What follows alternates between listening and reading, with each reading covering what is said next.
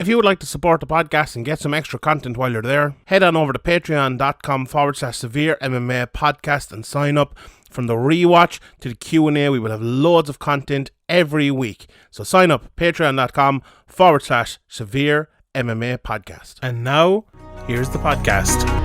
Welcome everybody back to another episode of the Severe MMA podcast. My name is Sean Sheehan, aka Shawnee Podcasts, the Pod God, whatever else you want to call me, the barbecue baron. Some people are starting to say the king of the brisket. Others are starting to, I don't know, I've heard that on just around, but you know, is that me saying that? Is that me agreeing with it? No, it's absolutely not, but that's what people are saying. Joined today by the Alexis McAllister of Irish MMA Media, Graeme MacDonald, as we discuss. Cheers, lads. It was a very, very, very, very, very, very, very, very, very, very busy week in the world of mixed martial arts. I was going to say weekend, but I feel like I left that inflection a little bit too long. We're going to start out talking about a little bit of Bellator, a little bit of PFL, and then I'm going to throw it over to Shawnee to talk a little bit about the UFC. But before we do that, have you heard? Smooth Sack Summer is here, and if you haven't already heard, why haven't you heard? Where you're playing in the summer sun, you need to be scaped from pubes to bum. That's right. This is the summer they keep your balls cool while still looking hot with Manscaped. The leaders in below the waist grooming are making sure we all have a ball this summer by giving our pants partners everything they need to stay fresh. So dive head first into Smooth Sack Summer by going to manscaped.com for 20% off and free shipping with our code SevereMMA. And it's do you know what? I had a good shave myself. Maybe down low. I know that needs to come as well. But you know, when it's warm and roasting outside, you need it. Clean yourself up. And do you know what is best for that? The Manscaped Performance Package 4.0. It has absolutely everything. Starting off with the Lawnmower 4.0. Lads, this is brilliant. It has that advanced skin safe technology, 7,000 RPM motor, on and off multifunction switch, travel lock, 4,000K LED light, the whole shebang, sure. Did I mention it's waterproof? Take it to the beach, the lake, the shower. Absolutely perfect for all of that. The liquid formulations as well. I actually just got new ones there over the last couple of weeks. I love them. They get you fresh for the barbecue. The Crop Preserver, absolutely brilliant. The Crop Reviver, fantastic as well. Then we have the Manscaped Boxers and the Shed Travel Bag, which were the two gifts with that Performance Package 4.0. What more do you need? But also, do you know what? I was using these today, the Shears 2.0. Because everyone, you know, you're wearing flip-flops, you're going around like that. That's exactly what you need. But they have nail cutters, tweezers, and grooming scissors as well. And I'll tell you this for free, even though I'm getting paid. They are really, really, really, really, really good. Honest to God, if you buy nothing else, buy that. The Shears 2.0, that package is exceptional. So get that over at manscaped.com. And you could have 20% off plus free shipping on that. That's brilliant. The free shipping, I'd rather free shipping 20% off nearly. I hate paying for shipping. So if you can get the free shipping at manscaped.com with the promo code SevereMMA. It's Smooth Sack Summer, boys. Get on board or get left behind. Also, this podcast is brought to you by our awesome friends, absolutely awesome, over at Caldera Lab. And you know what you need with a smooth sack? You need a smooth face as well. It's right around the corner is the summer, not the sack. The sun shines brighter. Your skin deserves the utmost attention. Unfortunately, I didn't say unfortunately, I said and fortunately, our sponsors, Caldera Lab, are the leader in men's skincare, ensuring your skin is well prepared for the season ahead. Ever since I incorporated a Caldera Lab into my routine, well, honestly, I started with Caldera Lab. Taking care of my skin has been even simpler with their clinically proven products. Wrinkles, fine lines, and signs of aging. It's visibly reduced. Visibly reduced. All of those things. You know, boosted confidence, impeccable first impression this summer. What more do you want? And you can get 20% off their products, their finest products, at caleralab.com with the promo code SevereMMA, CALDERALAB. Caldera Lab's if you don't know by now, they create high-performance men's skincare products by combining pharmaceutical-grade science along with nature's purest and most potent ingredients.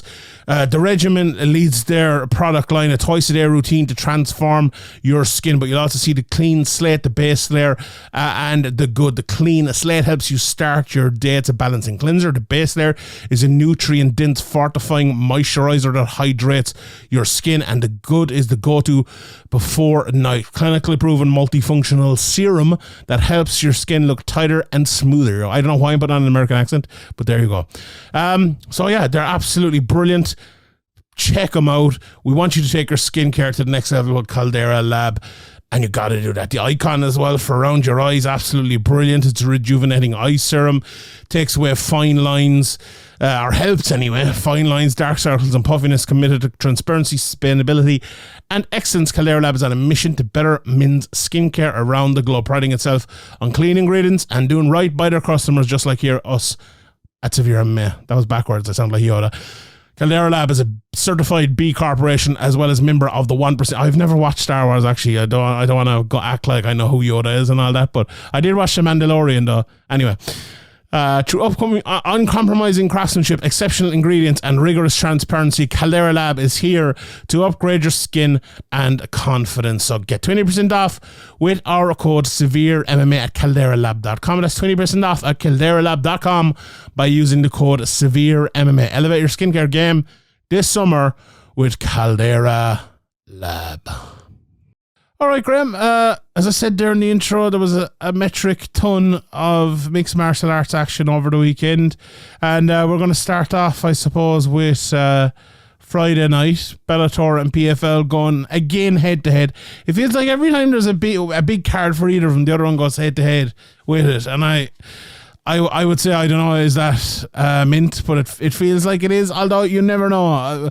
Non-UFC MMA organizations are very kind of, we'll just throw a card whenever and that'll be it. And if they watch it, they'll watch it. If they like it, and that's it. And there doesn't seem to be much much thought put into it, but I think Bellator definitely won the day in terms of people watching.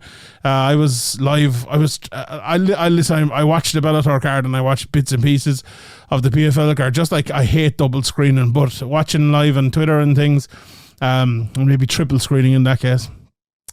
I think most people were watching Bellator and they definitely won the day out in terms of getting people to watch them. So that was a success on their part. But we must start again, Graeme.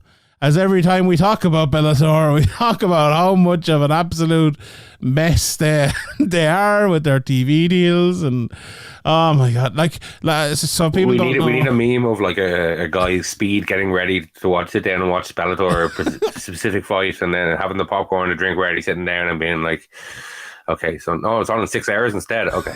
Scott Coker just knocks it out of your hand. Richie Smullen, let's go. 6 hours. Oh, okay. Yeah. After the fight. Oh. Now, to be fair, Bellator, the one thing I will give him a bit of space on is the delay, because there was a medical emergency somewhere, and so I think I was explaining the situation in a little bit, but I'm putting a bit of kind of two and two together. It feels like the ambulance was on the way to Bellator, because you need an ambulance, and then there was an accident, so the Bellator ambulance had to go to this serious accident, and it was late on the way to Bellator, and then Bellator had to kind of hold up. That's kind of what happened, it's very unfortunate. That's not Bellator's fault, and I'm definitely not blaming them for having to put on post-limbs or anything like that. I think the biggest issue is you have Karl Moore, who's ranked number, I think, 7 or 8 in the world, against number 5 in the world. You have Richie Smullen fighting Kizriev, who's ranked in the top 10 in the world. And those are the two fights you decide, with another couple of fights, to put on the post-limbs. You put those fights on the post-limbs, and you leave fights like Jordan Newman, who's 6-0 against Matthew Perry, 5-4. You leave that there. But fair enough, like you said, maybe they weren't ready or whatever. But the Norbert fight, like Norbert, I love Norbert. We'll talk about him in a minute. Why was that not moved? Why was the Jaleel Willis Kuramagomedov fight not moved?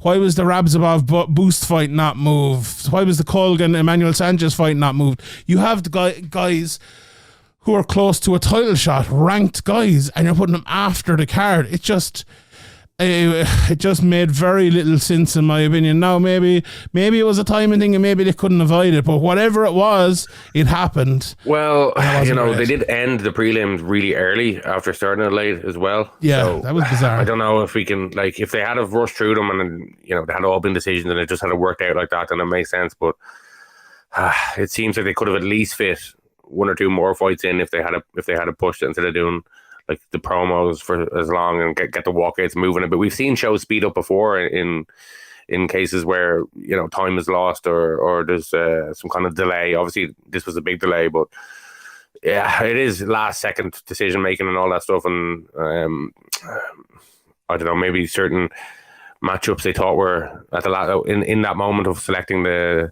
matches to move, they obviously selected other ones. Maybe we're a bit biased, wanting to see Richie Smullen, but the Karl Moore one, like as you said, is a Karl Moore one is a ranked guy against a ranked guy, and Karl Moore's coming off big wins, and these big guys are, when you're a big guy like Karl Moore, and you can kind of drag the casual eye in a bit more than the smaller guys as well. So yeah, it's a bit of a strange decision there, but yeah, at least they put the YouTube streamed available to Ireland so that people could just throw it on and made it a bit easier in that way. So in fairness to them, they did try to kind of accommodate it a little bit. And I'm going to take all the credit in the world for that, because my complaining got that done without a shadow of a doubt. But before, I actually think it was very tough what happened to them. I'm not even giving out about them that much. It was just a very bad situation, and I don't think it was dealt with great, but there are probably situations where they had to move it that way. I think, as you said, there's 28 minutes of dead air in the middle of all of it. The solution there really, and they've done this in Dublin before, and actually they've done it pretty well, is have one bout as the swing bout, whichever one of the bouts I named there is the swing bout, and then have the Karl Moore Polizzi fight as the headliner of your prelims, and just do it that way. Okay, move the Richie Smullen fight, move it, but that fight should have been there. It was whack that fight was moved and wasn't the first one that should have been there, considering it was two ranked guys in it. Whack. I know, I didn't know another word. There you go. The biggest issue though was I had maybe at least, how many, let me think, 5 or 6 SBG lads DM me here, Sean, where can I watch the prelims, before the fights have been cancelled. And what was the answer, right? Okay, the first answer was it's broadcast live on Virgin Media More. And I was told the other day by someone that, Virgin Media More is now available to everyone all around Ireland on this Virgin Media Anywhere app. So I went and I tried on computers, on phones, everywhere. I think you need to have a Virgin subscription, and you can't get that in certain parts of the country. No, is that right? you absolutely can't. And even people most of the lads I was talking to obviously were living in Dublin. And they didn't have it. So the vast majority of people cannot watch it. The 7 people that have Virgin Media More and can watch it, it's absolutely fine for them, no problem. But the vast majority of people don't have it, don't know how to access it, right? So after that, they used to put them on YouTube. Now they don't put them on YouTube anymore. They used to put them on Canadian YouTube, so that was grand. We could go there and watch them. So I ended up having to watch it with a VPN in America. I was just lucky that it was on America. I don't think last week or two, whenever the last event was actually on YouTube in America. And then, fair enough, the main card was on Virgin Media too, but then if it's not a big card, it's not going to be on Virgin Media 2, it's going to be on Virgin Media Sports, so then you have to find another way. And as I said, if you recorded it like I did, and you go back to try and watch it, and the main event, most of it is cut off, end of the second round, it's the end. I thought I'd hit the remote by mistake or something, went back and I was like, no, it's the end. Yeah, that's just, come on. We've spent years giving out about Bellator, and the fact that it still is just this way is really disheartening. But even if the app was available worldwide or countrywide, it's so much easier to have it on YouTube. You can go on. Most people have Sky Digital. You can go on Sky, hit the YouTube app, open it up on your TV, and there you go. You know what I mean? It's just so much easier, but. Yeah, Virgin, don't even want to show it on one of their TV stations when they have nothing else on at this hour anyway. So I don't know. It's just a mess. I think I blame Virgin nearly as much as Bellator, but Bellator getting into this deal. The thing about it, Bellator didn't even know this until I told them a couple of months ago. So yeah, but Virgin is you have. a fan base of people there that'll actually watch these shows. Why are you not putting it on TV so people can actually watch it? It's bizarre. It's bizarre. It feels like a while since I think we've had one Bellator TV rant there a few months ago, and it's been a good while since. But yeah, it was like the old days again on Friday night with people like, how do I watch Bellator? Give me the dodgy stream and all this. It's cracked. But then, like, you see, when they did put it on YouTube, then afterwards, there was a load of people watching it, like people getting up in the morning, putting on their clocks so they can actually watch it. Like, do that, do that. Even if you're Virgin Media, grow your YouTube by putting the Irish fighters on it. Like, that'd be absolutely massive. But anyway, they didn't. Yeah, like the Irish fan base, obviously, Bellator have been good to them. The Irish fan base have been good back to Bellator, and not knowing exactly when the fight's going to be on after you were told a certain time and all that stuff, just, it's going to piss people off. I saw people replying on Twitter being like, "Oh, this is just, I'm just, I give in. Like, I'm not staying up. I'll catch it again on, like, in the morning on, like, Reddit or whatever." Like, people are getting fed up. Like, people don't want to stay up till like, people are ready to watch it at 11. They don't want to stay up till 6 to watch it. They've planned around this. Maybe they have a mate or two over to watch it. It's just not ideal. And obviously, the emergency and all, if it was the first time this has happened or if it was a rare thing, but as you said, we've talked about this over the years and the many problems. And even when the Bellator tweet out or put out on social media, they put out the regions and how to watch. There's loads of regions missing and it's hard to find. And there's always people from all over the place trying to figure out how to watch Bellator. So for a company owned or a business owned by such a big company, you think these little things will be an easy fix. Yeah. And when they put out where to watch in Ireland, they just put Virgin Media. It's like, that literally could be fucking one of about 12 channels.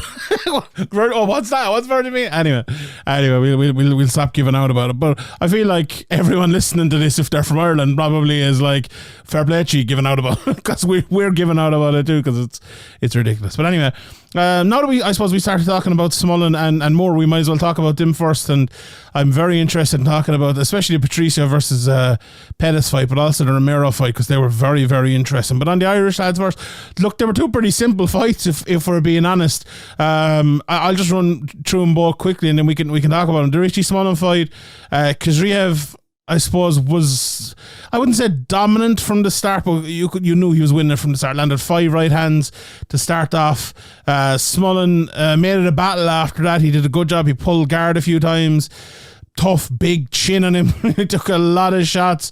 Kazriev landed a lot, definitely won the first round. The second round, they kind of exchanged more in the second round, and Kazriev was winning it, but Richie was doing all right as well. Landed a lovely hard right hand at one stage, but Kazriev got the takedown.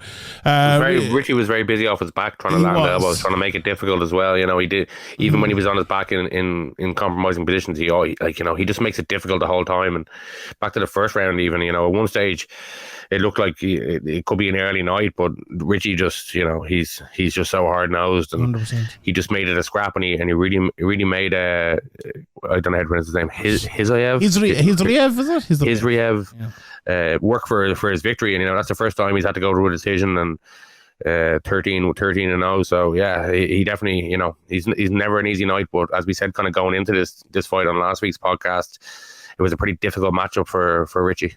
Yeah, I think if Hizriev wasn't really good and had any bit of panic in him or anything, coming into the late in that second or in the third round, he could have, tired because of panic and ended up like, I can't get this guy out of here, and ended up losing. But he's not. He's a very, very good fighter, and that didn't happen. You even see, like, I think the second round was their key here, because when he did get on top, he spent 3.5-4 minutes on top, and not much was landed, but neither of them could do much. And I think taking away just a bit of a battle for a few minutes really helped Hizriev there. He got into side control as well. He was able to land a few shots, but start of the third, there was big exchanges. But Hizriev, you could see it. He was just landing harder. Smullen landed a nice few knees in the clinch. But the right hands from Hizriev were just a little bit too much, I thought, to win it, or not in terms of finishing the fight or anything like that. But Smullen, just so game. Like, I wrote it down in my notes here, just so game.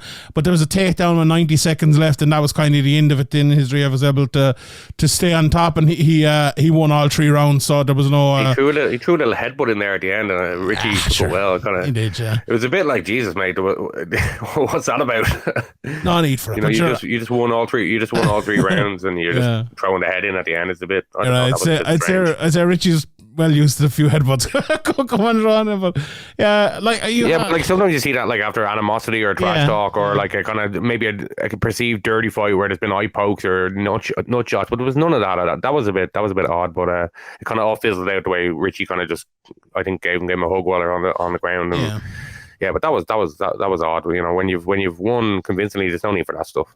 Yeah, and I think like that's true. I would agree with that. But Richie did exactly what you want to do out of a fighter who was kind of clearly bested, if you want to put it that way. He never gave up for 1 second. He tried, and obviously, look, we're looking at this from a very Irish point of view here. All credit to Kizria. I just said he bested him for the whole fight, and he absolutely did. But Swann didn't give up for 1 second. He was game until the very, very end, and that'll stand to you when you're fighting someone who maybe isn't of the standard of Hizriev, and you can put those improvements yourself. But this is a fight as well.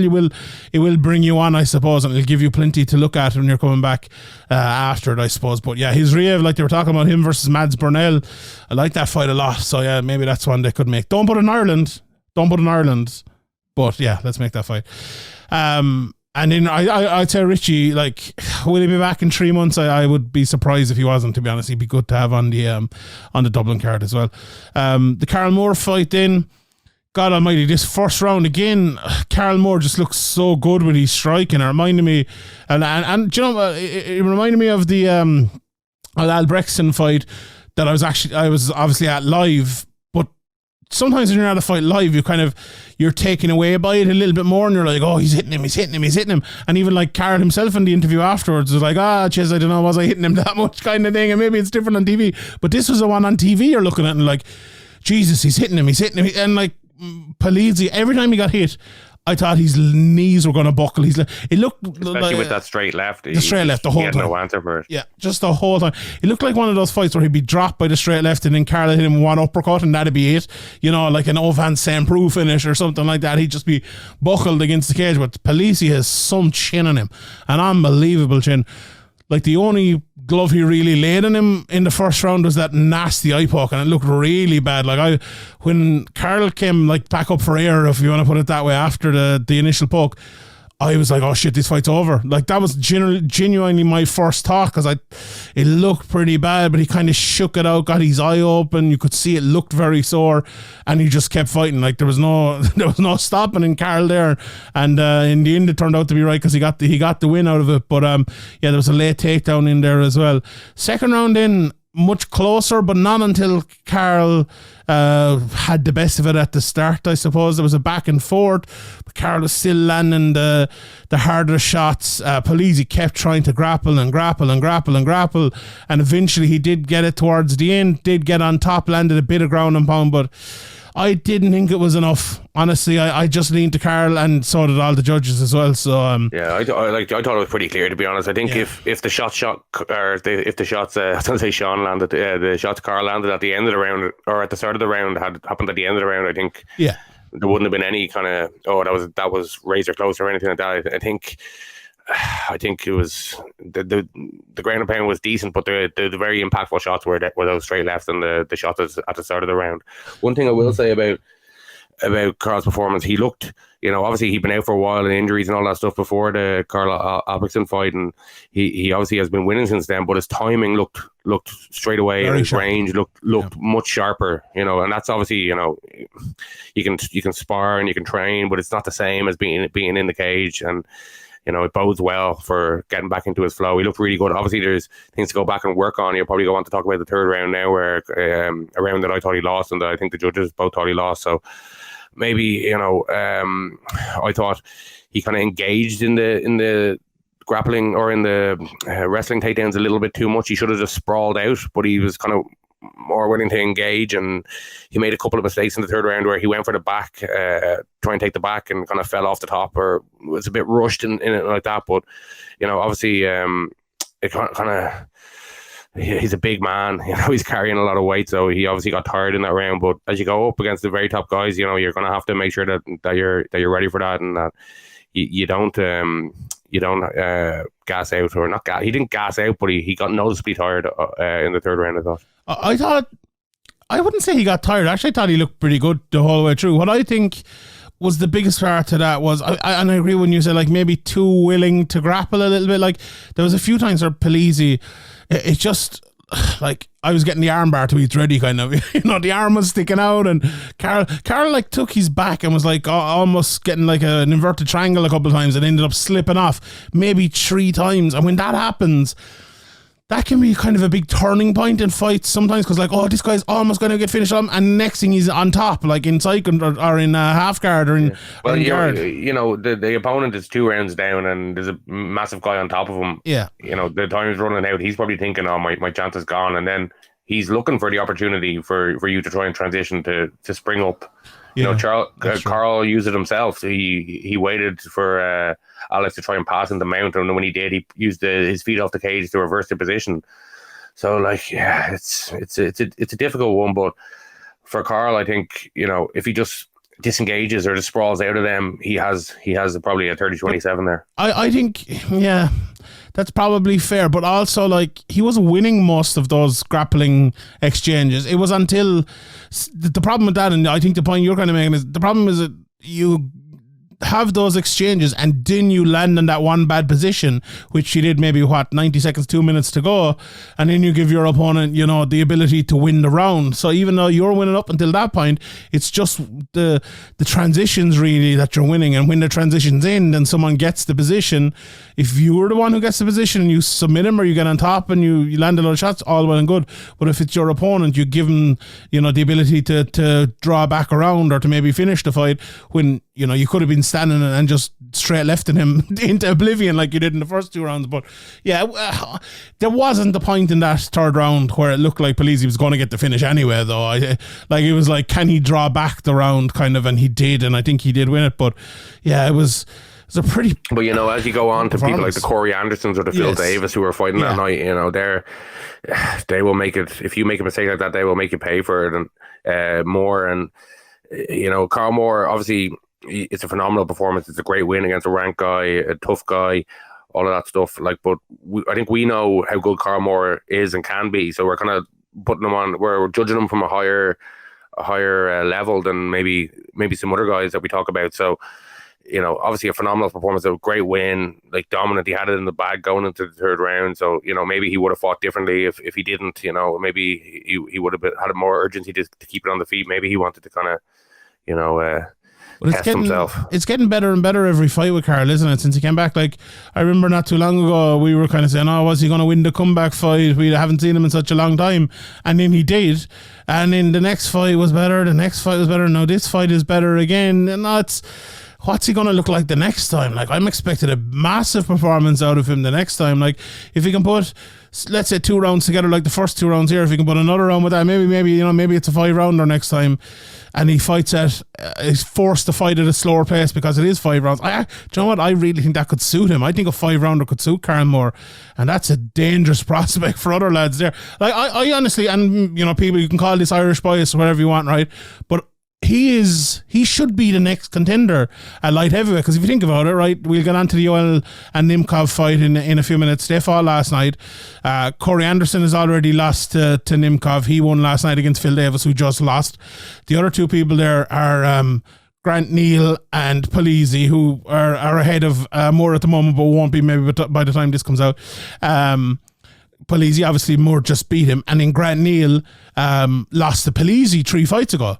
So, like, Karl is on a 4-5 win streak now. He just beat the number 5 guy in the world after beating the number 7 or 8 guy in the world a couple of fights ago. Like, I don't think you could argue that he is not the next guy in line. Like, there's no one else. There really isn't. I just don't see Bellator doing that. That's true. That's true. Yeah, I see them doing like the highest level fight that they're going to possibly give him, I think, is a Phil Davis or a Corey Anderson. Hopefully a Corey Anderson. But yeah, I just think, who are they going to give Nimkov then? Like, what are they going to do with Nimkov? Yeah, I don't know. I just, the way the local guys or the regional guys have been matched, I just don't see it happen. I see if they were positioning Karl for a title shot, they wouldn't have had him as a post-lim or scheduled as a prelim, kind of in the middle of a card. I just don't. He doesn't seem to me to be on a track where they're trying to position him for Nemkov anyway. And do you know what? I need to make a TikTok of the Bellator rankings and explain why Karl Moore deserves that shot. Maybe he'll like me again after that if I do that. Maybe. I think it's me he doesn't like, or is it Andy, or is it both of us? He Or mixed I you up think he's with a little Andy confused about who's who and who said what. Even though me too, so I can barely remember. So. Yeah, sure, grand. But yeah, I don't think anyone's been shouting about Karl Moore being good for longer than us, to be fair now, and he is good and he deserves it, so fair play. And yeah, hopefully that title shot will be in Dublin and we'll all be able to go and watch it, so it'll be absolutely class. Right, let's talk about, speaking of title shots and speaking of light heavyweight title shots, we'll start with that one because I want to delve a little bit further into Pettis Patricia because I love that fucking fight. Nimkov and Yoel, it was not a classic, Graeme. Virgin Media cut off some of the fight for you, and I think you're probably better off, to be honest, because, yeah, not a classic. Nimkov realised in the second round that this fight was going to be easy. And that's a weird thing to say when you're fighting Yoel Romero, because he came out in the first round, and I said a couple of times last week on my previews and stuff, like, what approach is he going to take? There's kind of two approaches you can take: the Adesanya approach or the Whittaker approach. The Adesanya, where you kind of look at him and poke him and don't do anything, or the Whittaker approach, where you pressure and force Yoel not to get into a rhythm. And he took that Whittaker approach in the first round: pressure, shot regularly from that pressure, hard kicks, and Yoel just landed nothing. But in the second round, he just started picking his shots more. Like, he was literally just fighting like Nimkov fights rather than how Whittaker fights. And Yoel was just standing, landing, nothing. Nimkov didn't need the pressure, so he wasn't giving Yoel the ability to land at all. A little bit more pressure again than late in the round, but it was just all him again. And the third, Yoel was hurt badly, and then he started playing around, and it started the fourth as well, messing and floating around, while Nimkov was just smashing him. He started jabbing him up in the fourth. Yoel's eyes started closing. Yoel, the two shots he landed late in the fourth round, when I was like, the towel should be coming in here, but I think maybe Yoel kind of realised that, and he didn't want it to be stopped at the end of the fourth, so he landed two late shots. But in the fifth, Yoel was pressuring early, but Nimkov was just picking him off. Yoel got a takedown in the last minute. Nimkov held on. Yoel was landing a few shots, and not much. I think the judges did give him the fifth round. I didn't personally. I thought there was a 10-8 in the third, if I'm not mistaken. But anyway, 4-1, 5-0 fight. Pretty simple. Yoel... Like, people said Yoel looked old here. Do you know what I thought Yoel looked? I thought he looked heavy more than anything else. I feel like when you're that, when you're as old as Yoel, and what you are is a speed and athlete is what you are, like, carrying that extra 20 pounds of weight on you, or 20 pounds of weight is just an awful lot. Explosive moments aren't as explosive if you're carrying more weight. They just didn't come, did they? Yeah, in fairness to Nemkov, though, he did, as you said, he never really gave him a chance. And we've seen guys kind of be doing well against Yoel Romero, and it can all turn in a minute, and it can all turn in 1 second with the amount of power he has and the way he can pounce. But yeah, Nemkov, he's really putting it together now. In fairness, like, it's easy to look at Yoel Romero side of things, but he's definitely getting on in age. But he's a freak athlete, and you've always got to be wary of his counter. And Nemkov just stuck to his game plan and just picked him apart. And as you said, it was a brilliant performance by him, and probably the signature win of his career so far, even though maybe it was one of the easier wins that he's had in a long time. Yeah, it really was. There was very little that came from Yoel, to be honest, and it's disappointing because you look at, like, the way Nimkov fights.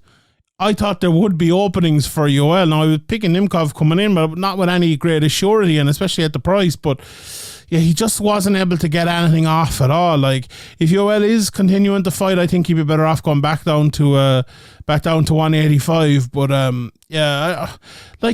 you're a Bellator as well now, I think you use Yoel Romero on more showcase fights. If you can get him in there against someone. Someone fun. Like, I say, go down to 185. Even put him up to heavyweight, maybe. Put him in against, someone up there, someone fun. Like, I could see that happening as well. But, yeah, I think this is probably the last hurrah. Belly Romero. Yeah. It's his last hurrah at the very top level, I think, for Yoel. And it's been, it's been some career, but again, you feel sorry for Bellator, to be honest, because they put on these good fights and they're very rarely, I don't know why, it's just bad luck, they don't turn into classics in the main events. Now, I think almost everyone would agree that the Patricio versus Pettis fight should have been the main event. And that was a much better fight, but still just as dominant. But yeah, it was a tough night again for Bellator in terms of the main event. Not just as dominant, not quite as dominant. Not quite as dominant. No, not quite as dominant. Right, let's talk about that fight. And God, I love this fight. I really, really did love it. First of all, before we get into the fight, just on Patricio himself and how he looked, like the big talk coming in was how is he going to look on the scale and how is he going to get down to 135. Obviously, if you don't follow Bellator much, Patricio Pitbull Ferreira was the lightweight champion at 155 pounds and the featherweight champion at 145 pounds. He was going for history here, down at 135 pounds. So obviously getting down to that weight is going to be an issue. But it wasn't. He looked very, very good on the scale. He looked very good the day before. But I was thinking this, and then a couple of people said it to me. It's almost like he looked too good. And what I mean by that is a few fighters have done it before where, 2 weeks before the fight, they're going to a new weight class and they're tweeting out, oh, I made 170, made 135, made 145, or I'm 2 pounds off or something like that. And you're thinking, well, like, the people who are best at that weight are not doing that. You're so worried about making the weight, you actually like drain all the muscle out of your body, and you're at that weight. It almost becomes your walk around weight. Now, I'm sure it wasn't necessarily that, and he did cut weight and stuff, but they showed a picture or a highlight of him, obviously in one of his previous fights, and I believe it was a 145 pound fight, and it wasn't even a 155 pound fight. I think it was the Adrian McKee fight, and he looked swole, not necessarily swole, but swole enough for Patricio. And then he walked out here, obviously after rehydrating and all of that, and he didn't look like he put back on enough weight, if you get me. Like, I would love to know what he weighed going into the cage, because like you would say that, how much does he weigh when he's at a 145 pound fight? Probably like 160 maybe 158, maybe 157. How much does he weigh at a 155 pound fight? Probably around the same. I would say probably around the same, maybe a little bit more. Like, I would be surprised here if he was over 145. And I don't even think it was that much, to be honest, because he just looked a little bit smaller than he normally looks. And of course he's going to look smaller, but like usually when you cut down in weight, the advantage is that you're going to be, the bigger, stronger man with the power. But he was noticeably smaller than Sergio Pettis, who had fought at 125 pounds before, and not even height-wise, but like physical size-wise as well. And as good as he did look on the scale, and as good as he did look beforehand, it just didn't seem right. Like, and I'll throw it over to you, Graeme, but I know you've been there for weight cuts and things before, but I've seen other people saying, like, you need a bit of a weight cut, or you need a bit of, struggle to get down there to feel normal. It feels like it was almost too easy for Patricio. What did you think of it? Yeah, you could be right that he kind of overshot it, being worried about it, making sure he doesn't end up with too many kilos to cut right before in water weight. But to me, when he was walking out, I actually thought he looked good on the scale, and I thought, when he rehydrates, he'll probably look great. But then when he came out, I noticed straight away that he had really kind of protruding veins in his arms, which is usually, I think, when you're dehydrated. But I don't know, maybe it was just his body's not used to cutting down that much, or maybe the rehydration didn't go as well as usual. Maybe he couldn't, maybe because he cut that extra weight, his body wasn't taking the fluids and the rehydration in as well or something. I don't know what was going on, but it definitely looked like a case of getting it off was fine, but getting it back on was not fine. That's all I felt. Yeah, I definitely noticed about his veins, but that kind of quickly, the veins in his arms, that kind of quickly went out of my head when he kind of got off to a good start in the fight. So, is it that this played a huge part in the fight? This kind of being down at 135 for the first time. I definitely think it played some part, but I don't know how big. I think it was more Pettis's kind of ability to take over the fight and to adjust that one of firm. So I think, focusing too much on I think if he looked really terrible and like completely faded and just looked like he was winning and then it just fell off a cliff, then I'd be more kind of inclined to think that was a huge factor. But I definitely think it was some factor. Going down to a weight class you'd never been at before at this stage of your career, and as you said, probably would have been better to have a test cut or to have a fight at that weight before. But he's trying to make history. He's trying to become the first 3-weight champion. Like, fair play to him, taking a chance and all that stuff. But yeah, I think the plaudits should go to Pettis, because I think Sergio Pettis, when he first came into the UFC, I think it was there was a lot of hype because he's Anthony Pettis' brother and all that stuff. But it was too early for him. He was still developing. He wasn't really even sure what weight class he was and all this stuff, and he was still developing. And we talk about it all the time. Like, we don't want these guys rushed. We don't want these guys signed too early. It's not because we don't want them to have the opportunities, because sometimes it's better for their long-term career that they don't get put in the deep end too early. And I think with Anthony, or with Sergio Pettis, if he had to come into the UFC a couple of years later, it might have been a different story where he'd be still in there challenging for title contention and things like that in the UFC. But he's doing phenomenal in Bellator, and that's a massive win for him over Pitbull, and a phenomenal performance. Really a phenomenal performance. He made it look easy as the rounds went on.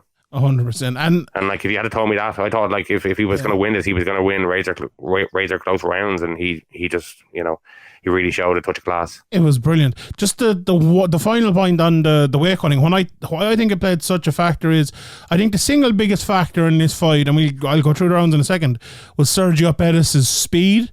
But I think a massive factor as well was Patricia's inability to bring the power down with him.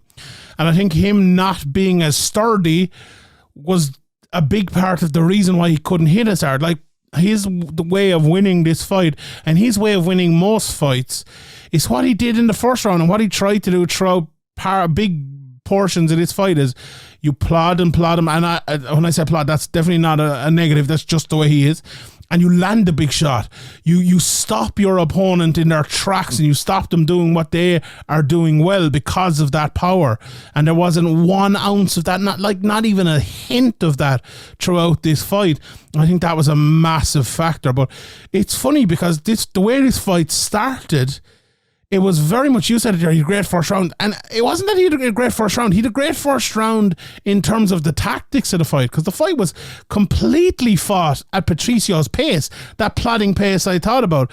They were both kind of looking at each other, landing the odd shot. I thought Sergio landed a little bit more, but Patricio probably landed a little bit harder. There was a takedown late, which helped, got him, a few punches and stuff like that. A very close round. But I was thinking at that point, this is going to be tough for Sergio. Sold around with a takedown shot. Sold around with a takedown. He did. But I was thinking at that point, right, Sergio's doing very well, right? But can he continue to do very well when it's completely Patricio's fight? But then Sergio just turned it up. And I think the most important shot of this whole fight was the left hook that Sergio landed at the start of the second round. It was a beautiful little shot, and you could see it hurt Patricio. And then from that point on, he kind of just dominated the fight. He was winning well. Patricio, towards the end of the second round, he started throwing, landed a few, but Pettis came back well again.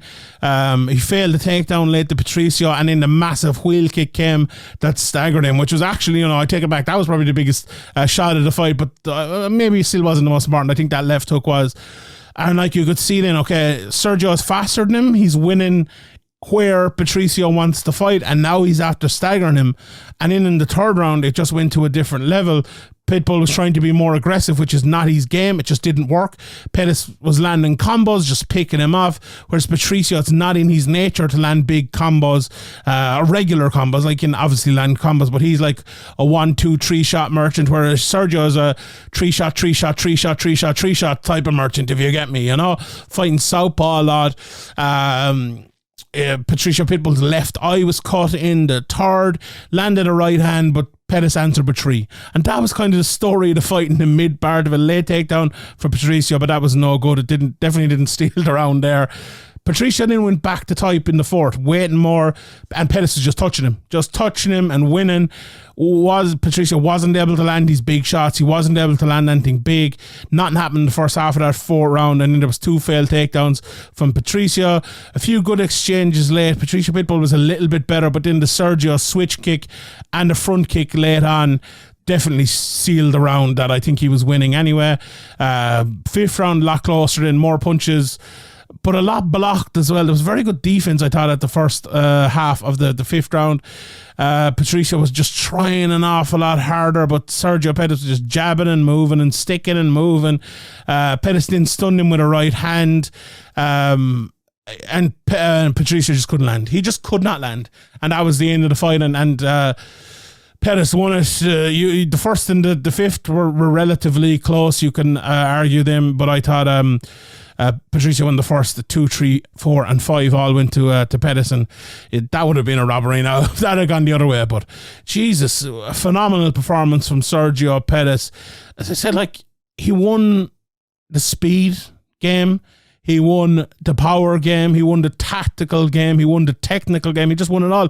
And like, yeah, he won it so kind of comprehensively that I doubt Pitbull will be even kind of calling for the rematch. You know what I mean? He would be like, let me go back to my weight class here. 100%. But it was absolutely brilliant. And one thing I had coming in was like, I said speed was a major factor, but I didn't think Sergio was fast enough. In terms of, like, he's not the fastest fighter in the world. He's more of a technical fighter. But what true champions and what true class fighters show is their ability to switch things. And he switched and became more of a speed fighter in this. But as you said, Graeme, he switched a few times during the fight as well. Because if you think about it, the way he fought in the first was very different to the way he fought in the second. In terms of the first was kind of just, fighting at Patricio's pace, landing the odd shot. The second was fighting the faster game, was landing the power shots. Even then in the fourth, when he started jabbing him up and things, and in the fifth as well, he probably fought 3 or 4 different tactical fights in the one fight, having already changed his tactics on the way into the fight. God almighty, that's high level stuff. And I absolutely loved this fight. It was brilliant. And it was one of those ones where I love it because of such a phenomenal performance from Sergio Pettis. And I have such respect for Patricio Pitbull that for someone to do that to him deserves high praise, and he absolutely did deserve high praise. So yeah, him versus Patchy Mix next. That's a fucking fight, because Patchy has improved an awful lot. And you're talking about size, Patchy is the biggest 135er out there, so it's going to have to be a different game again from Sergio in that fight. And God, I can't wait. What's your early pick for that one, Graeme? It's a fun fight. Before this fight, I probably would have leaned Patchy Mix, but it's such a good performance. But Patchy Mix has been making leaps in progress in between fights, every fight to fight. So I'd expect him to come in better as well. But yeah, I'd probably lean towards Sergio Pettis, but it's probably a recency bias of how good that performance was against such a respected guy in Pitbull. Yeah. I'm probably the same now. Out of respect to Sergio's performance, I almost have to go for him. But God almighty, that's a fight I really want to see. And now we have that. Let's have that in Dublin. Come on, I want all these fights in Dublin. Let's do it. Stack every best Bellator matchup they could possibly make and stick it all in the Dublin card. Stack them up. Right, I'll run through the rest of the card pretty quickly here. The aforementioned Corey Anderson Phil Davis fight. If you're tuning in here, maybe you haven't seen the fight, you're probably going to get split decision again. Another typical Phil Davis boring fight. It was a fucking brilliant fight, in my opinion. I loved it. Brilliant fight. Oh, I loved it. Maybe I was just positive this week. I don't know, but I thought the exchanges on the ground were brilliant. Like, Phil Davis is just impossible to hold down. And the way the two of them are moving, on the feet, not great. I'll be honest about that. But Phil Davis on the feet, he looked worse than usual. Yeah, he did. Like, a lot worse. I don't know what was going on there. Maybe he was hurt with something or had some kind of injury or something that was holding him back, or that held him back from being sharpening in camp or whatever. But something looked off with Phil Davis on the feet, even though, obviously he's not a great striker or anything, but usually he has his awkward ways and his kind of herky-jerky ways of landing more. I suppose that's a testament to Corey Anderson as well. He showed that he wasn't afraid to wrestle with Phil Davis. And we've seen a lot of guys who are rightfully afraid to engage in the grappling with Phil Davis, or kind of are foolhardy and thinking they can engage in the grappling realm. But Corey Anderson, he's shown time and time again how well-rounded he is. He may not be the most fancy or anything like that, but beating Phil Davis even by split decision is no mean feat. Like, we've seen a lot of kind of hyped guys or guys who look like they're on their way to title shots and things like that, lose boring decisions to Phil Davis. And yeah, I think Bellator are probably happy enough that the decision went to Corey Anderson in this one. Yeah, even though, if you're Karl Moore, Corey Anderson just lost to Nemkov. We already talked about that, but I don't think he's getting the next title shot, but we'll see. But yeah, good fight. I liked it. Stick him in Yo Romero and Karl Moore in this dream card in Dublin. Get them all there. Get them all. Speaking of Bellator Dublin, Gökhan Saricham, whose name I learned to pronounce correctly for the first time last night, fought and beat Bellator Derek Lewis. Daniel James just took him down and kind of beat him. Gadzi Rabadanov beat Peter Buist. Big knockout for Ramazan Kuramagomedov, whose name I absolutely am brilliant at pronouncing. He won there. I'll skip the next one. We'll come back to that. We'll come back to that in a second. Archie Colgan got the decision over Emmanuel Sanchez. Great performance from him. Jordan Newman got the Americana submission, and Cody Law got the decision as well. And on the other post-lims, just first of all, Kyle Crutchmere beat Bobby Nash, knocked him out with hammer fists in the first round. Mike Hamill got the majority decision over Samuel Nikiev, who fell to 10-1, but should really be 10-2, and you can look into that one if you want. And then Vladimir Guyev beat Gabriel Sayeg in a big bustling heavyweight fight. But on the undercards, again, Norbert Navinia Jr. destroyed Kamil Onishuk in 46 seconds. And he's going to be the best middleweight in the world. And like you, people probably saying, Sean, it was 46 seconds, but I've watched plenty of him up until this, and I've never seen a fighter since Habib, right? Since Habib, that I was just as certain of going to be a champion as him.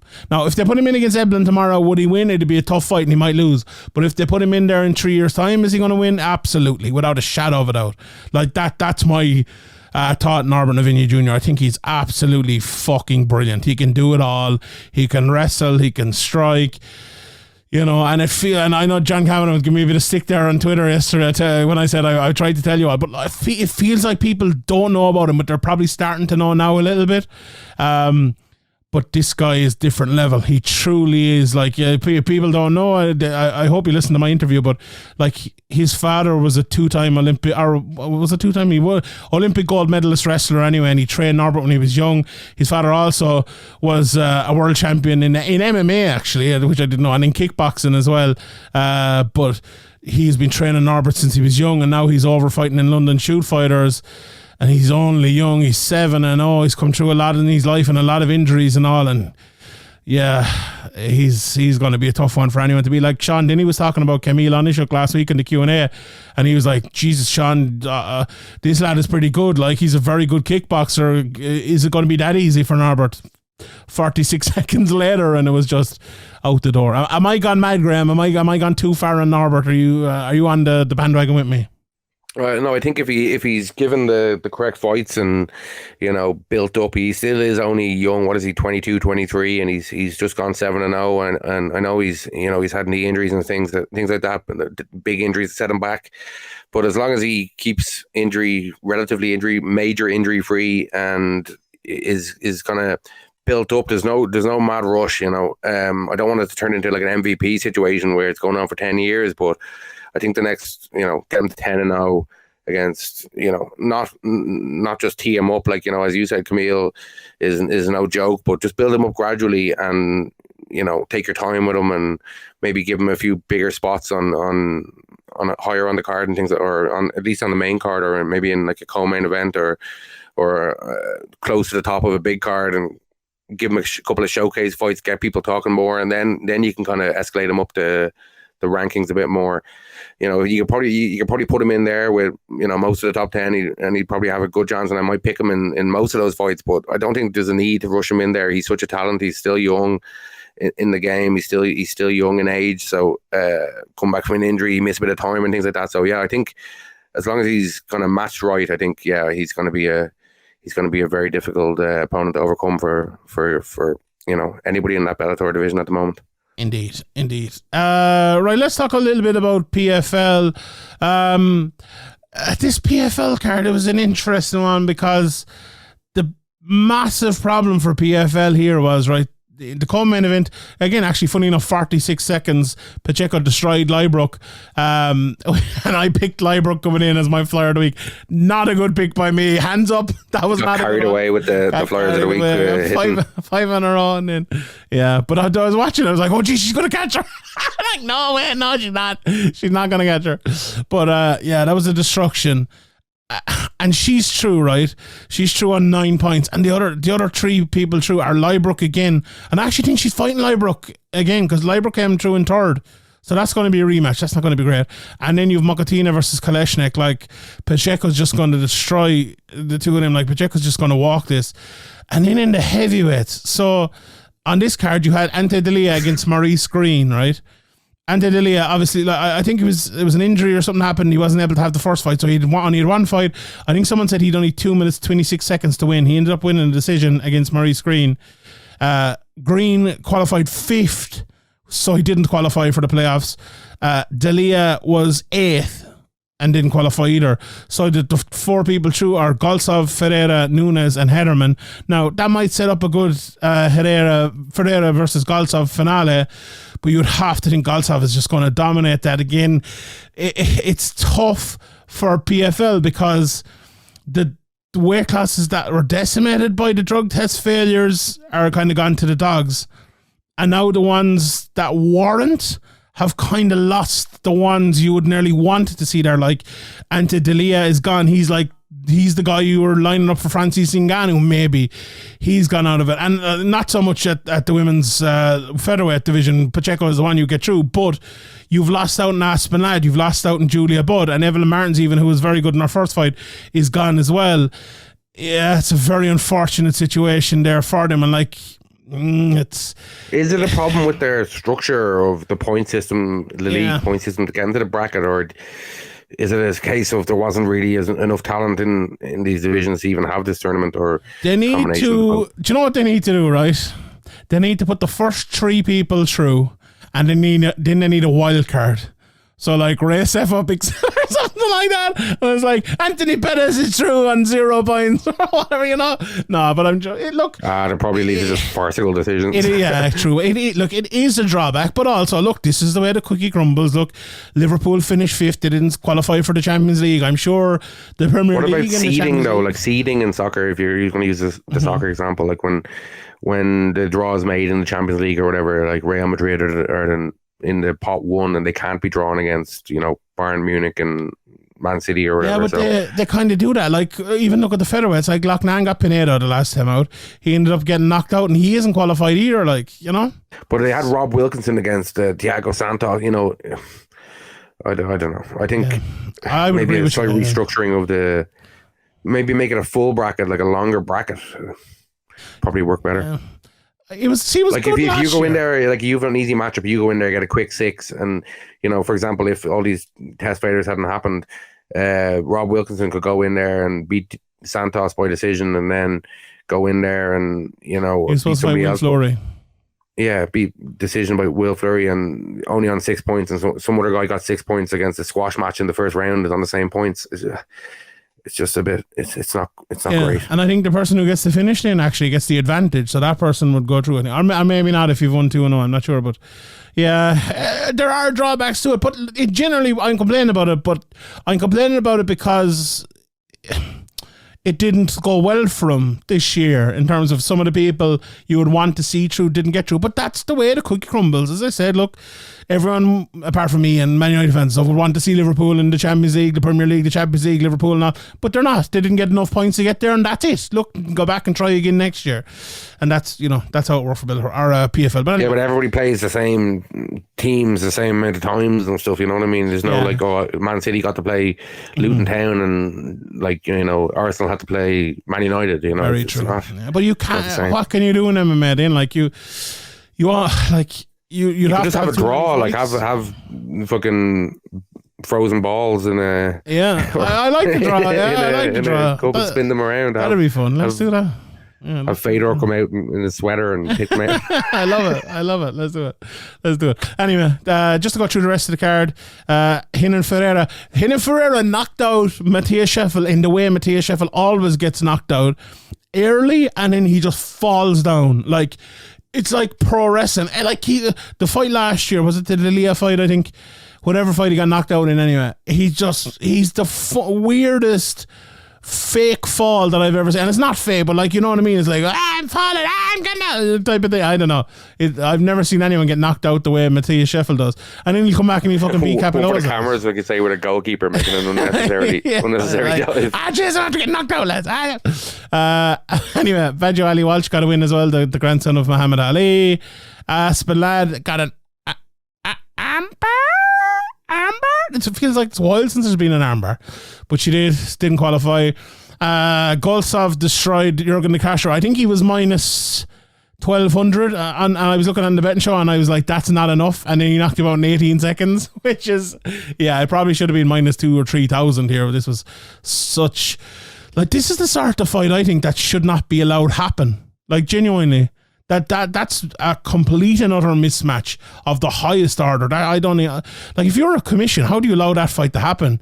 You have this like rubbish journeyman, no offense to Jurgen de Castro, against like one of the top 20, 15 heavyweights in the world, and then it's Goltsov, and he just goes out there and he destroys him. But anyway, Mokatina beat Martins. Then I thought Martins was going to win it, but great win for Mokatina, who's having a good season.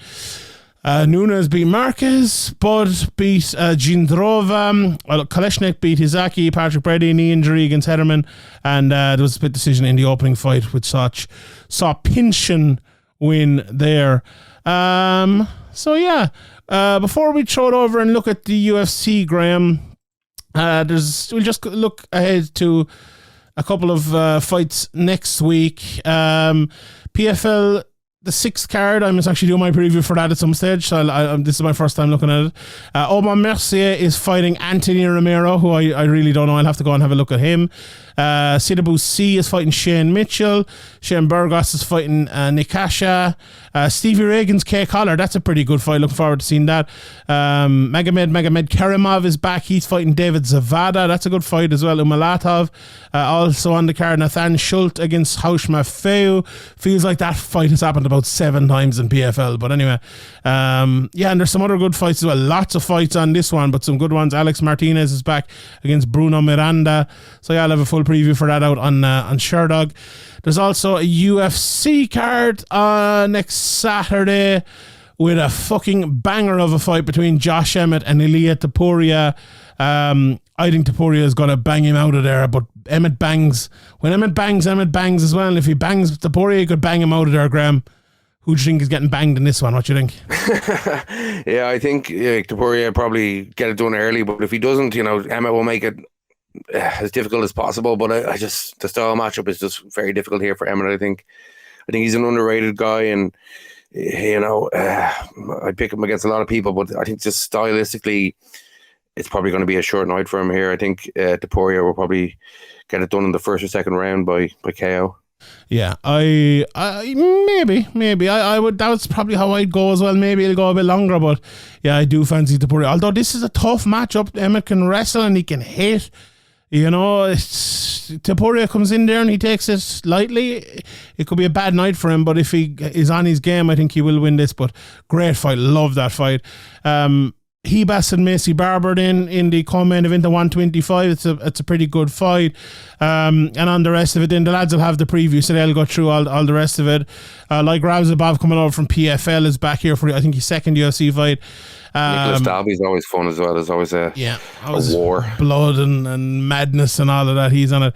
But Neil Magny is on the card again as well against Philip Rowe. Now, we can bring this into another story from this week. RT reported Ian Garry is fighting Jeff Neal. He'd called out Neil Magny, obviously, and that fight's going to happen at UFC 292. Jesus, that's a good fight for Ian Garry. And when I heard that first, I was like, oh shit, that is probably the easiest fight you're going to get in the top, what is it, top 10, top 15, on a big card, showcase. Jesus, I was delighted when I heard that, and I think it's a very winnable fight for Ian Garry. What did you think of that, Graeme? Yeah, it's kind of exactly what I kind of was saying to you on the podcast after his last fight, that you could kind of put him up there, but then against the Neil Magny type, but then if he wins that impressively, you're forced to put him in there kind of a little bit early, and he kind of said himself that he has a kind of, what was it, a 5 or a 6 fight plan? Yeah, not going to happen.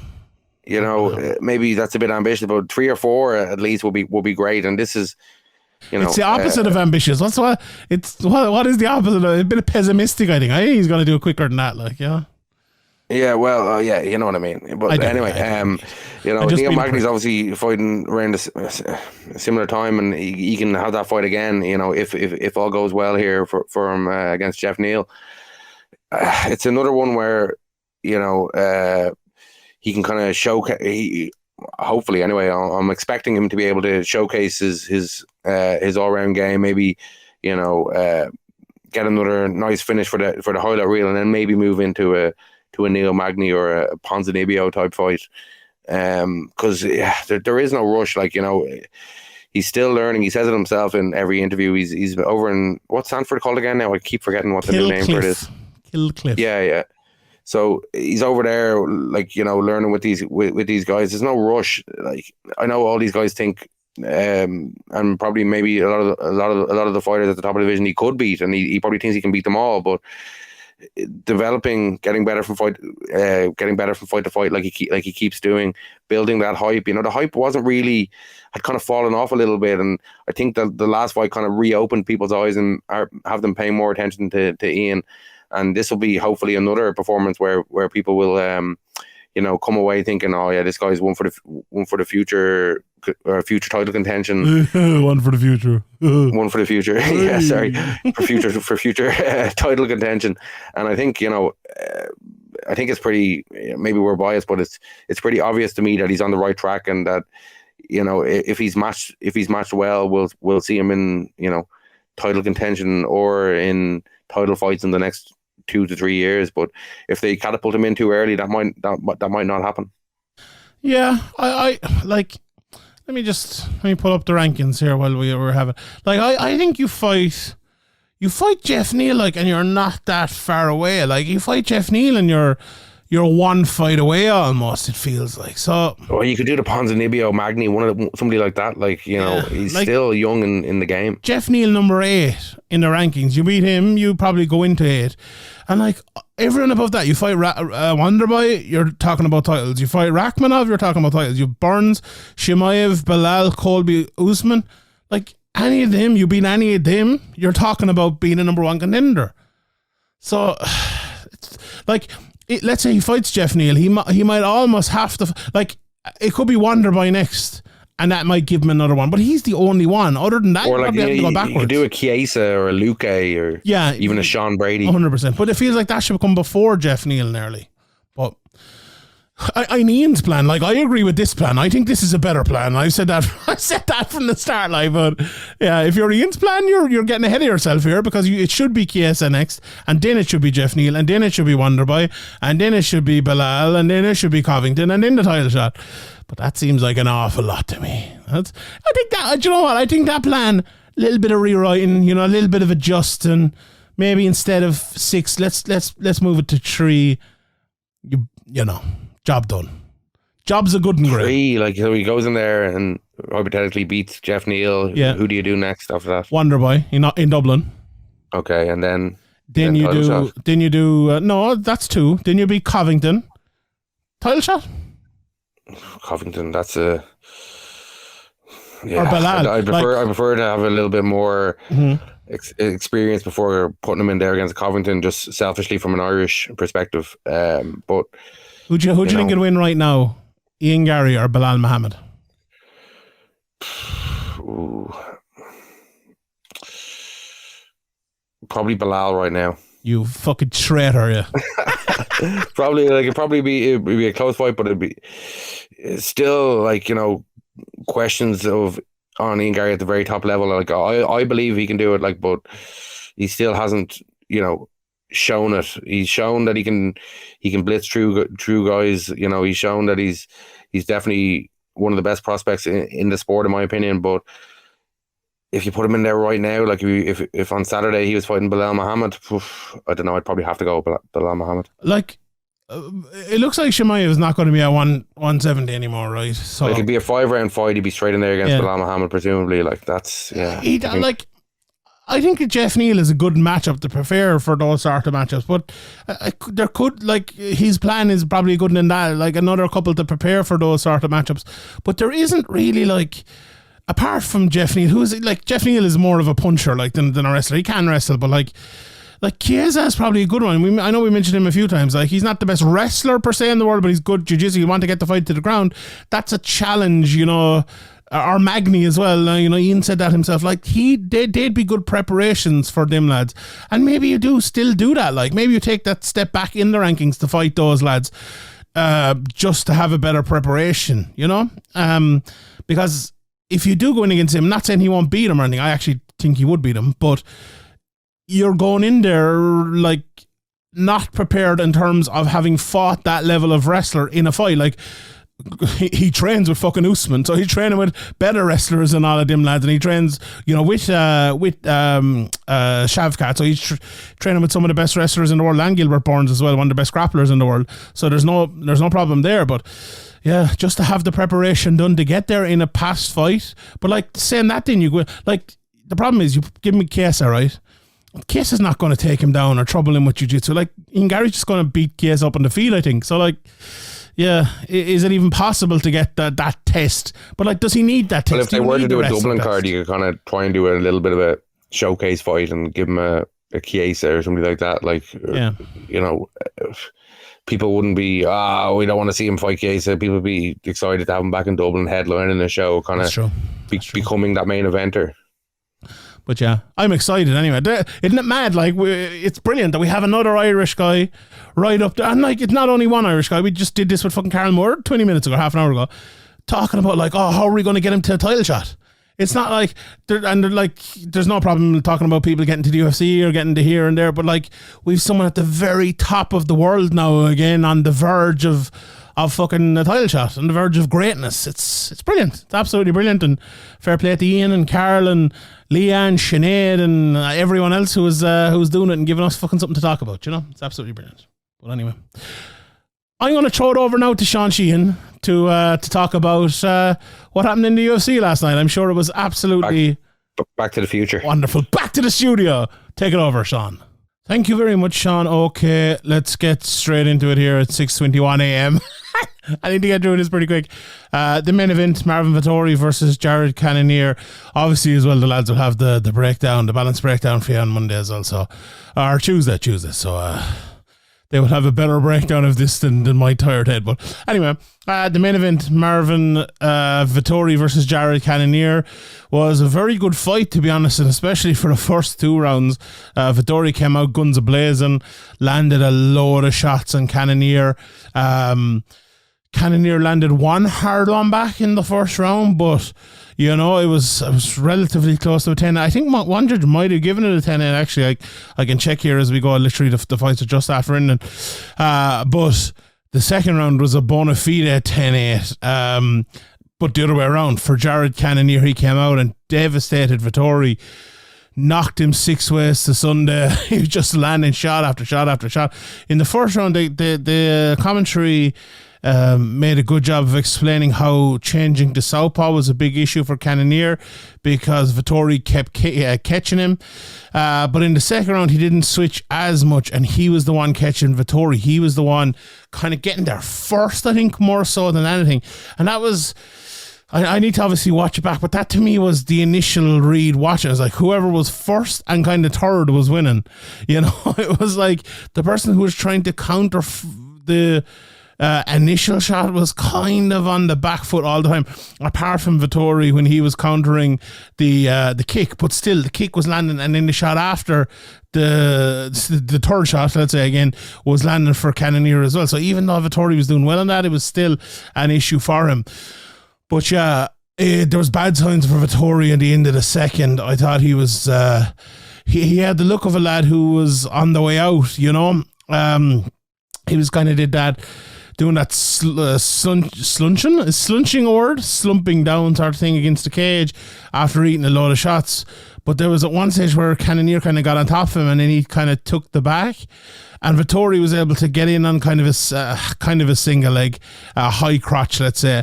And he held it there, and maybe it wasn't even that, but he just kind of held in position for maybe 30 seconds, got his head together and was able to survive it, but got to the end of the round, 10-8 round there, and honestly, that was kind of the changing of the fight.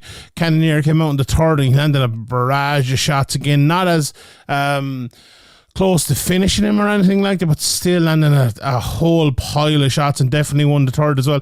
Fourth a little bit closer. That was probably the closest round of the fight, funnily enough, considering the first wasn't close. Vettori won it. The second wasn't close. Cannonier won it. The third wasn't close. Cannonier won it. And the fourth was kind of close.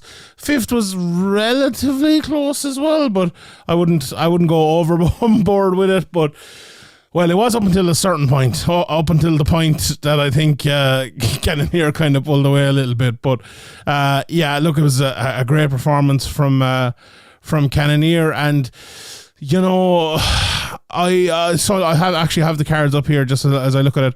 I was correct. The 4th round was the one round that one judge gave to Vettori. So Sal Di Mato everyone gave the first round to Vettori, which was correct. Everyone gave it 10-8 in the second round, which was brilliant judging. Everyone gave it 10-9 in the third, which was correct. Michael Bell, Ben Cartilage both gave it 10-9 to Cannonier in the fourth, but Sal Di Mato didn't agree, which I can absolutely see, and in all 10-9s to Cannonier in the fifth. So that's very, very, very good judging there. I must say, to be honest, I couldn't disagree with any of those cards. Now, I actually, sorry, when I was slightly mistaken there in my talking about the fifth round. The fifth round started even and then finished with Cannonier coming on. I said it the other way around. And in the end, I actually personally thought he did enough to get a 10-8 in the fifth.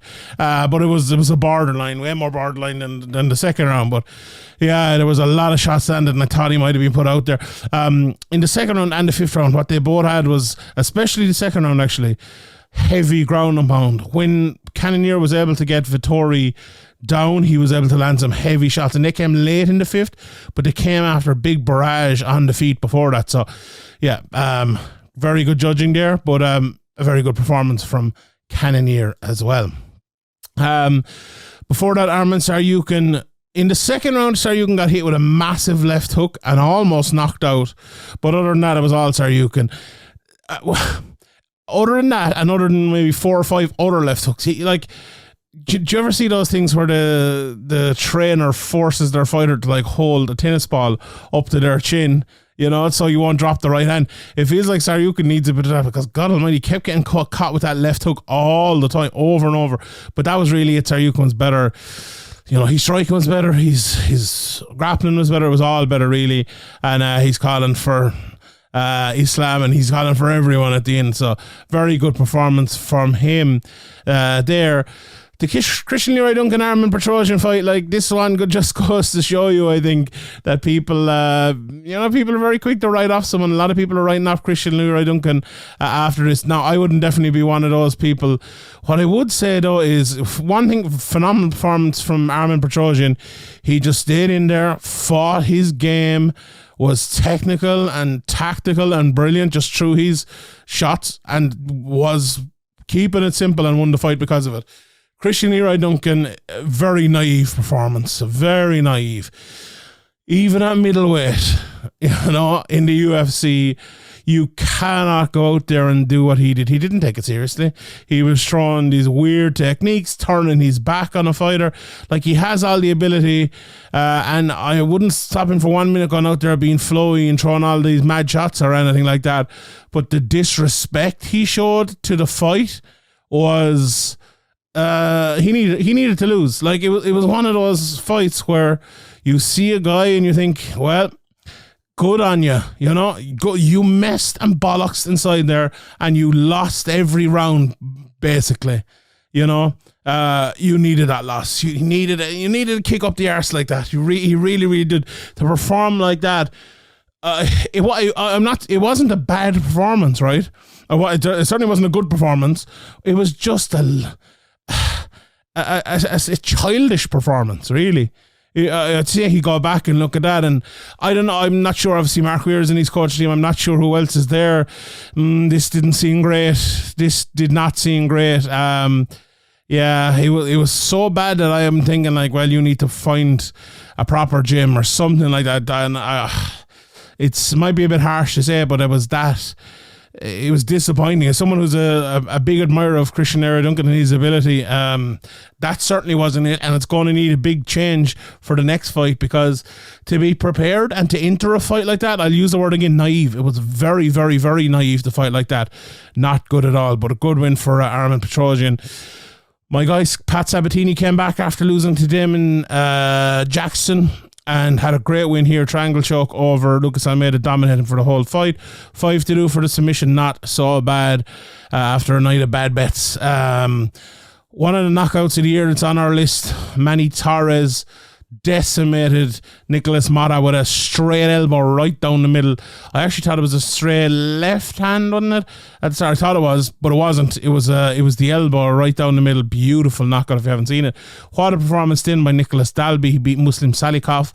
Got hit hard a few times. Another guy like Dalby's a little bit like Vettori as well. He's just a big hard hitting him, and he won't get knocked out whatsoever. But he landed some lovely shots on Salikov as well. Very, very good stuff out of him there. So yeah, very good win. Very good win. Costa then beat Flick with a good finish there as well. Kang and Quinones rear naked choke there for Kang. Very, very quick in the first round.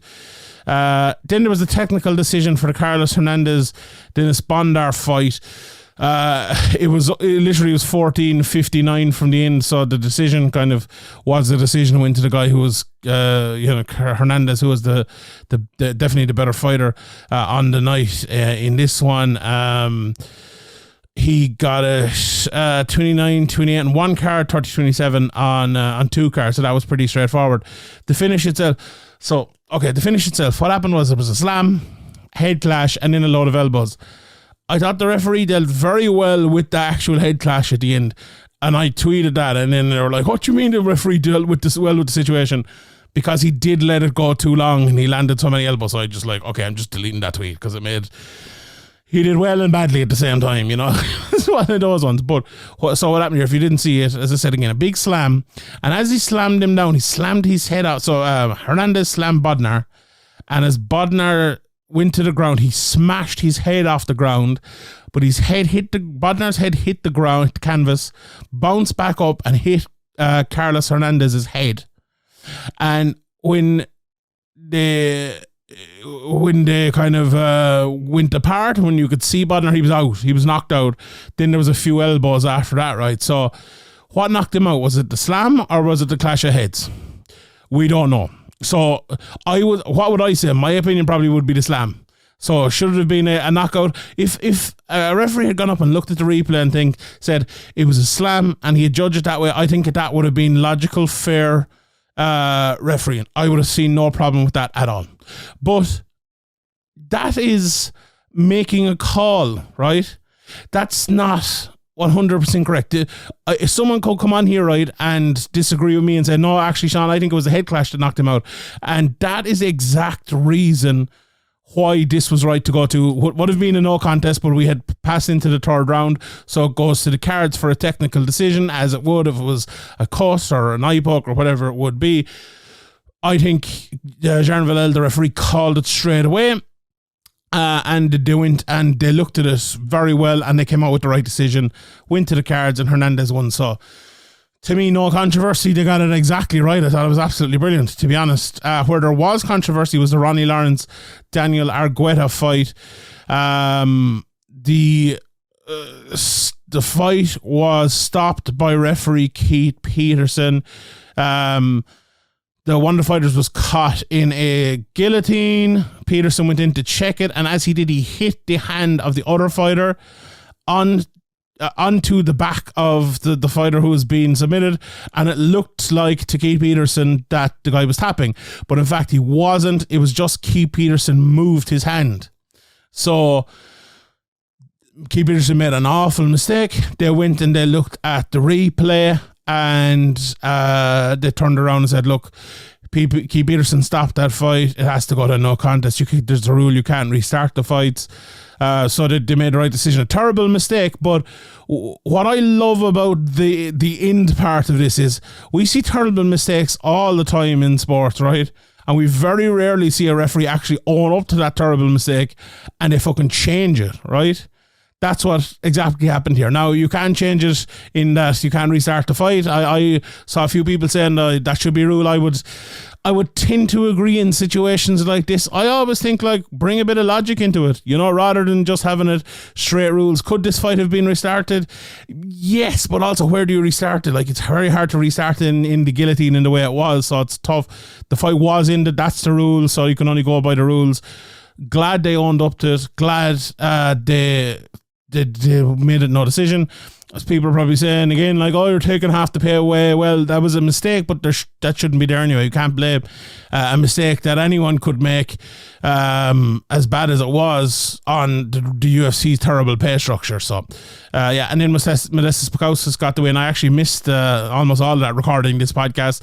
So I saw a few people saying the first round Poingash won it, and the 30-27 wasn't great, but I don't think many people were complaining about the actual decision itself. So, all in all, a pretty eventful night. A lot of things happened with refereeing and things, not really judging. The judging, I wouldn't say it was actually a straightforward judging night, but there was some great cards out there. And very bad mistake by Keith Peterson, but they made the right thing after it. And Valel did a good job, I think, with that as well. So, yeah, that is basically it. I'm tired, lads. I'll leave it at that. Thank you to everybody for listening. Subscribe if you aren't already. If you're not subscribed to Patreon, patreon.com/SevereMMA podcast. Check out our friends over at Manscaped, our friends over at Kildare Lab. Use the promo code SevereMMA in both places. And we'll see you. Good luck.